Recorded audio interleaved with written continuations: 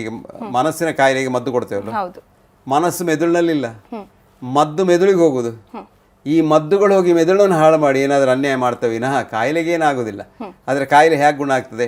Doctor ಕೊಟ್ಟಿದ್ದಾನೆ ಮದ್ದು, ನಾನು ತೆಕ್ಕೊಂಡಿದ್ದೇನೆ ಅಂತ ಅಷ್ಟೇ. ಆ ಒಂದು ಮೈಂಡ್ ಸೆಟ್ ನಿಂದನೇ ಪ್ಲೆಸಿಬೋ ಎಫೆಕ್ಟ್ ಅಂತ ಹೇಳೋದು ಅದಕ್ಕೆ. ಓಕೆ ಓಕೆ ಓಕೆ ಡಾಕ್ಟರ್, ಇನ್ನು ನಾನು ಇತ್ತೀಚಿನ ಲೈಫ್ ಸ್ಟೈಲ್ ಬಗ್ಗೆ ಹೇಳ್ತಿದ್ದೆ.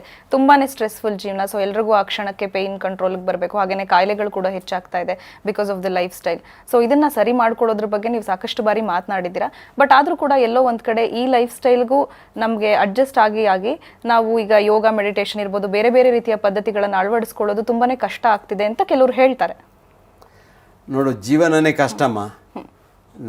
ನಾವು ಸುಖದಲ್ಲಿ ಬದುಕಬೇಕಾದ್ರೆ ಇದನ್ನೆಲ್ಲ ಚೇಂಜ್ ಮಾಡಿ ನಮ್ಮ ಲೈಫ್ ಸ್ಟೈಲನ್ನು ಚೇಂಜ್ ಮಾಡೋದು ಒಳ್ಳೆಯದು ವಿನಃ ಔಷಧಿಗಳಿಂದ ಇದು ಗುಣ ಆಗ್ತದೆ ಅಂತ ಎಣಿಸೋದು ತಪ್ಪು ಅಭಿಪ್ರಾಯ. ಈಗ ತುಂಬ ವಿಷಯ ಇದೆ, ಏನಾದ್ರು ಹೇಳ್ಬೋದು, ನಾನು ಅದನ್ನು ಹೇಳಲಿಕ್ಕೆ ಹೋಗೋದಿಲ್ಲ. ಭಾಳ ಹಿಂದೆ ಒಬ್ಬ ಬಹಳ ದೊಡ್ಡ ಬುದ್ಧಿವಂತ ಚಾರ್ಲ್ಸ್ ಚಾಸ್ಪಿಟ್ಸ್ ಅಂತ ಒಂದು ಪುಸ್ತಕ ಬರೆದಾನೆ. ಅದರಲ್ಲಿ ಅವನು ಬರೀತಾನೆ, ಎಲ್ಲ ಕಾಯಿಲೆಗೆ, ಅಪಾಯಕರ ಕಾಯಿಲೆಗಳಿಗೂ 3 ರೀತಿಯ ಉಪಾಯ.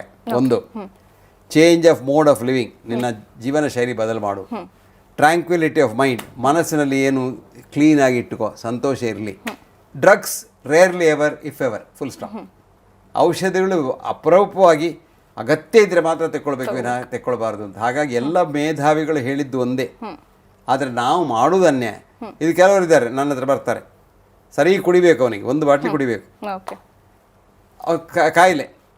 ಅದ್ರ ನಂತರ ಹೇಳಿದ್ರೆ ಗುಣ ಮಾಡಬೇಕು ಡಾಕ್ಟ್ರೆ. ಹೇಗೆ ಗುಣ ಮಾಡೋದು? ಇದು ಬಿಡ್ಲಿಕ್ಕೆ ಮೀನು ಹೇಳಬೇಡಿ, ನನಗಾಗೋದಿಲ್ಲ ಅದು.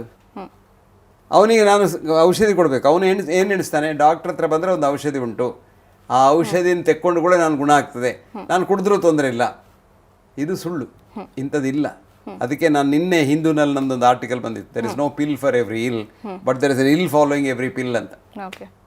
ಇದಕ್ಕೆ ತುಂಬ ಜನ, 100 ಜನ 150 ಜನ ಅದು ಒಳ್ಳೇದು ಅಂತ ಬರೆದ್ರೆ ಒಬ್ಬರಿಬ್ಬರು ಬರ್ತಾರೆ, ನಿಮಗೆ ಬುದ್ಧಿ ಇಲ್ಲ, ನಮ್ದೆಲ್ಲ ಪಾಶ್ಚಾತ್ಯ ಇದೆಲ್ಲ ಎಕ್ಸ್ಪೆರಿಮೆಂಟ್ ಮಾಡಿದ್ದು, ಆದ್ರಿಂದ ಅದೆಲ್ಲ ಒಳ್ಳೇದು, ನೀವು ಹೇಳೋದು ತಪ್ಪು ಅಂತ.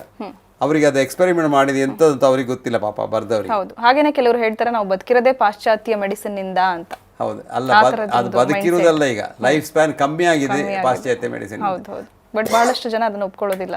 ನಮ್ಮನ್ನ ಸೇವ್ ಮಾಡಿರೋದೇ ಕೆಲವರು ಒಪ್ಕೊಳ್ಬಾರ್ದು ಅಂತ ಇದ್ದವರು ಒಪ್ಕೊಳ್ಳೋದು ಹೇಗೆ? ಈಗ ನಿದ್ರೆ ಬಂದವನನ್ನು ಎಬ್ಬಿಸಬಹುದಮ್ಮ, ನನಗೆ ನಿದ್ರೆ ಬಂದಿದೆ ನಾನು ಹೇಳುದಿಲ್ಲ ಅಂತ ಹೇಳೋದನ್ನ ಎಬ್ಬಿಸ್ಲಿಕ್ಕೆ ಸಾಧ್ಯ ಉಂಟಾ? ಇಲ್ಲ. ಹಾಗಾಗಿ ನಮ್ಮ ಪ್ರಯತ್ನ ಏನು ಮಾಡಬೇಕು, ನಿದ್ರೆ ಬಂದವರನ್ನ ಎಬ್ಬಿಸುವ ಮಾತ್ರ ಪ್ರಯತ್ನ ಮಾಡಬೇಕು ವಿನಃ ಇಂಥ ಪಟ್ಟಭದ್ರ ಶಕ್ತಿಗಳನ್ನು ಎಬ್ಬಿಸ್ಲಿಕ್ಕೆ ನಾವು ಪ್ರಯತ್ನ ಮಾಡಬಾರ್ದು.